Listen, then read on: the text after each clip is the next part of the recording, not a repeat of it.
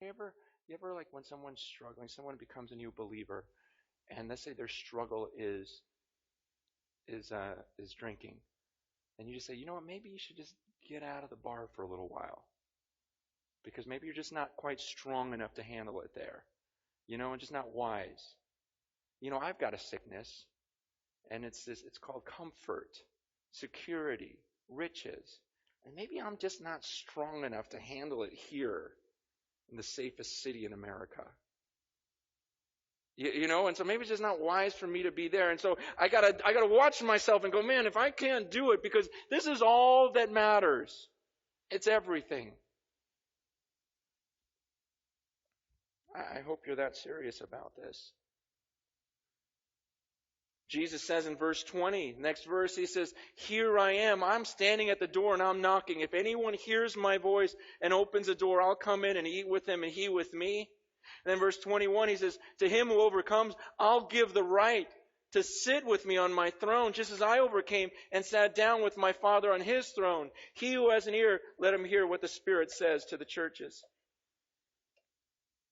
See, Jesus says, look, I'm knocking on the door. He goes, I'm saying this because I love you and I don't want to spit you out of my mouth.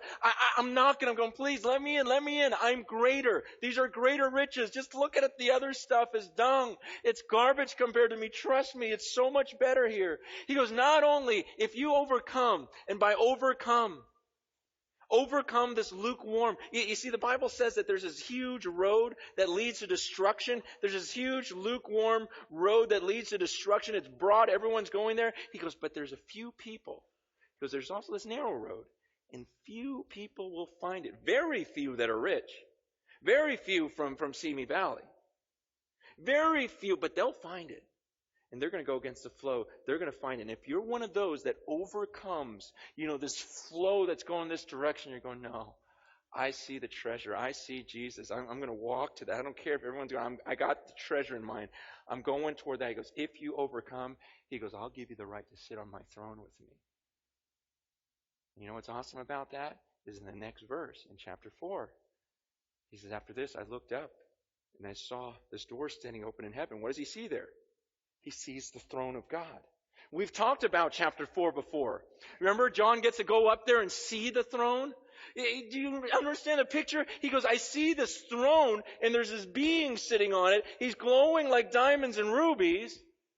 This a person. It's God. He's glowing like diamonds and rubies. He's got lightning coming from his throne. He's got these pillars of fire. There's this roaring thunder coming from this throne. There's this big sea of glass around the throne. There's these 24 men dressed in robes, and they're just bowing down, dropping their crowns before the throne. There's these 4 living creatures with eyes all over their bodies and 6 wings, looking at the throne, screaming, holy, holy, holy. He says there's 100 million angels all bowing down and worshiping at the throne.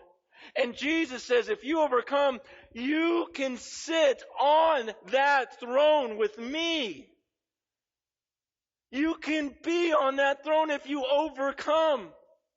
If you can see that throne and go, wow, that or this little world down here.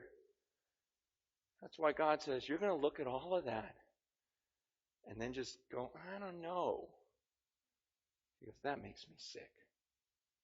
That just makes me sick. Makes me want to spit you out of my mouth. And I will. Because you're trying to find this pleasure outside of me. You think these things compare to me, that's just repulsive. I've shown you the throne. I'm saying you can sit there if you overcome. You can have me. You can dine with me. You can be with me. You can have true riches. I'll clothe you in white robes. You'll have it all. And the Bible says if you get it, you'll say, oh, forget all this. I don't even care.